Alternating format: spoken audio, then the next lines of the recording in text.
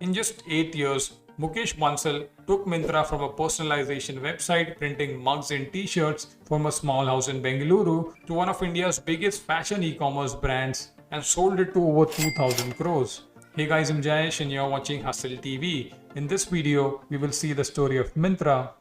Myntra was started by Mukesh Bansal along with his co-founders Vineet Saxena and Ashutosh Lavania. Bansal grew up in a modest middle-class family in Haridwar, Uttar Pradesh. His father was a government servant. No one from his family was remotely into business, and up until high school, Bansal didn't have much interest either in becoming an entrepreneur. Just like most Indian students, he was preparing to become an engineer, get a good 9 to 5 job, and retire after 30 years of service. Starting a business was nowhere in his wildest dreams, but all that changed when he entered IIT Kanpur for a degree in computer science. IIT was a whole new atmosphere for him. Suddenly, Bansal found himself surrounded by some of the brightest students in the country. At IIT, he spent most of his time in the library reading about entrepreneurship. He read everything he could find, from Sam Walton's Made in America to a book about the late Sony founder, Akio Morita. And by the end of third year, Bansal was convinced he wanted to be an entrepreneur and build businesses. He chalked out a small plan for it. He decided, first, let's do an MBA, then get some work experience, and then start my own venture. After graduating from IIT in 1997, he got a job offer with the consulting firm Deloitte as a system analyst in Chicago. And just like what most people would do, 21-year-old Bansal took the job and left for Chicago. Bansal almost spent 2 years at Deloitte, but he couldn't find his groove in the corporate environment. Even though the money was good, working in a big organization didn't excite him. This was around the time the dot-com boom was in full swing. Drawn to it, in 1999, Bansal quit his job at Deloitte and drove to the Bay Area with a friend without a job in his hand. While in the Bay Area, Bansal and his friend tried to start a job portal, but the project went nowhere and they gave up after a few months. I couldn't find much information about this job portal. I assume it was not that big, or maybe this is a made-up story. After quitting a good corporate job and failing at his first startup or project, whatever you want to call it, Bansal decided to do the next best thing, work at a startup. Being a software engineer in the US in the middle of the dot-com boom, that too with an IIT tag, I assume finding a job was not that difficult for him. In just a month, Bansal landed a job at an online community and auction marketplace startup named eWanted. From 1999 to 2006, Bansal worked with 4 early-stage startups in the Bay Area. While 2 of the 4 startups he worked at failed, eWanted and Centreta, the other 2 succeeded. Nextag, an online price comparison website where Bansal was a lead software engineer, was sold for about $1.3 billion in 2006. I couldn't find much information on whether Bansal made any money from the sale. Even though Bansal never ended up doing an MBA, these 8 years gave him a ringside view of being an entrepreneur and all the successes and failures of early stage businesses. Later on in an interview, Bansal credited, much of the work culture at Myntra was influenced from my experience of working with those startups. It's worth noting that Bansal was an IIT graduate, which most certainly means you would work for big companies and cash in hefty salaries. But he chose to work at a startup to help him achieve his long-term goal of building his own business. Working in a startup sounds cool and fun nowadays, but back in 2000, especially for an Indian guy from IIT, it would have been a very difficult choice. It is definitely not the path most friends and parents expect from an IIT graduate. During the same time, Bansal saw his friends and batchmates from IIT working with big tech companies and growing their careers. And your Bansal didn't have any career progression. He was taking a risk with these startups, but it was a risk he was willing to take in pursuit of his ultimate goal of building his own company. In 2006, Bansal, around 30 years old at that time, realized he had enough exposure to start something on his own, and he left his job in the US and flew down to India and started thinking about ideas. He landed on the idea of personalization. He decided to build a platform where anyone can come and customize anything. You want a mug, t-shirt with your name on it? We will make it for you. Personalization was available in India in local photo studios and stationery shops, but there were very few companies catering entire India. With the idea in place, Bansal needed co-founders. He pitched this idea to several of his friends and past colleagues and reached a common ground with Vineet Saxena and Ashutosh Lavania, his juniors from IIT Kanpur. At the time, both Vineet and Ashutosh were working on their own startup in Bengaluru. The three discussed the idea and finalized to go after it. And in 2007, Myntra was started out of a small house in Bengaluru's HSR layout with 8 customizable products. All the 3 founders were 28 to 30 years old at the time. Both Vineet and Ashutosh were just married.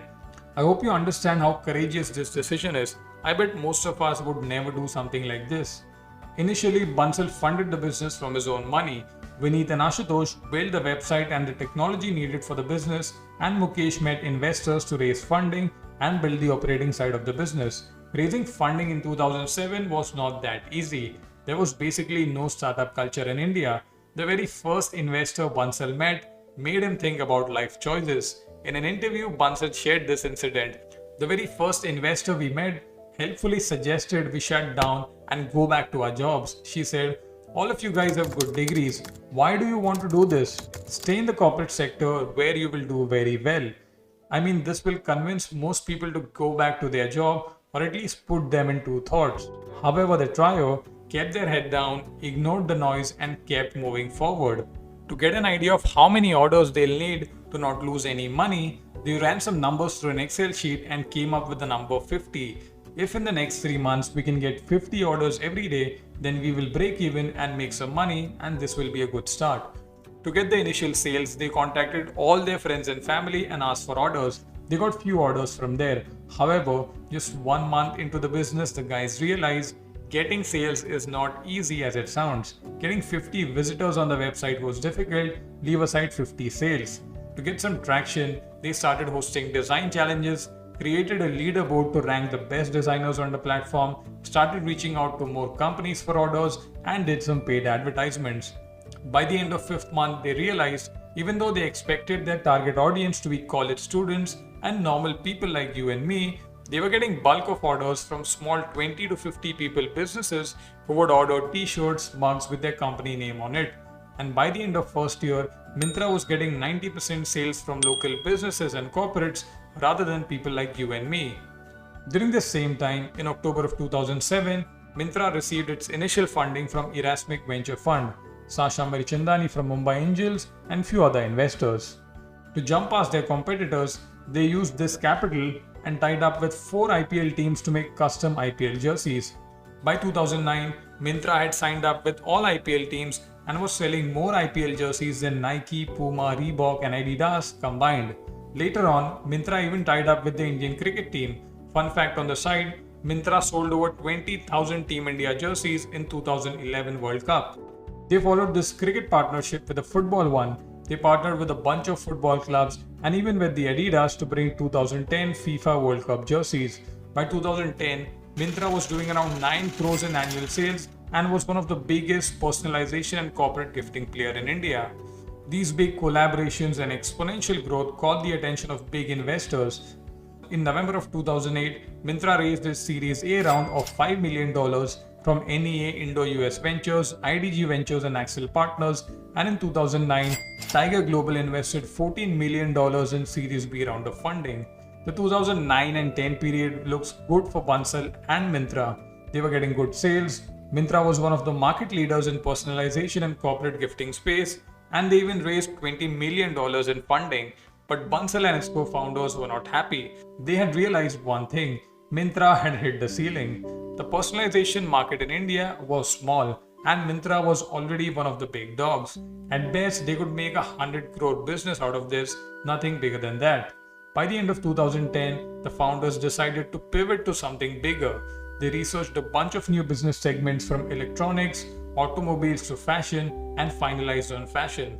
At the time, fashion was about $50 billion category in India and was growing very fast. The business also offered very good margins and immense scope for growth, given the unorganized nature of the market. Hence, in the end of 2010, Myntra pivoted from a personalization and corporate gifting company to a fashion brand. Mukesh Bansal and the other 2 co-founders are a shining example of don't marry your idea. Even after painstakingly working for 4 years in personalization and corporate gifting, Myntra was pivoted to a fashion marketplace as the founders didn't see much growth potential in the original idea. To capture the fashion market as soon as possible, Myntra tied up with over 100 brands like Nike, Adidas, Puma, Wrangler, and relaunched in the end of 2011. With cash in the bank, Myntra spent heavily on television advertisements to mostly educate the masses on buying on the internet. Their ads mostly showed how easy, safe, and transparent it was to buy from Myntra. Their 30-day and cash on delivery policy, coupled with countless options to choose from, helped them capture the fashion market. They tied up with Bollywood movies, collaborated with top fashion designers to create content around fashion, and organized fashion shows. They introduced in-house brands in 2012 to drive up margins and even built a more experienced management team to take the company from 20 crores to over 100 crores and beyond. And all these things paid off. By the end of 2011, Myntra revenue increased to 25 crores. By 2012, they were doing around 75 crores in revenue. By 2013, the number went up to 400 crores, and by 2014, they were doing around 1200 crores in revenue. In May of 2014, almost 8 years after starting Myntra, Mukesh Bansal sold the company to Flipkart for around 2000 crores. Back then, this was one of the biggest exits in the Indian startup ecosystem. Since then, Flipkart and Myntra and the e-commerce space in general has grown exponentially in India thanks to the rapid increase in the active internet users in India. Myntra's growth from 2014 till today is a different story in itself. If you want me to make a video around it, then do let me know in the comment section. I'm more than happy to make it. That's a wrap for today, guys. Thank you for watching. See you in the next video. Bye.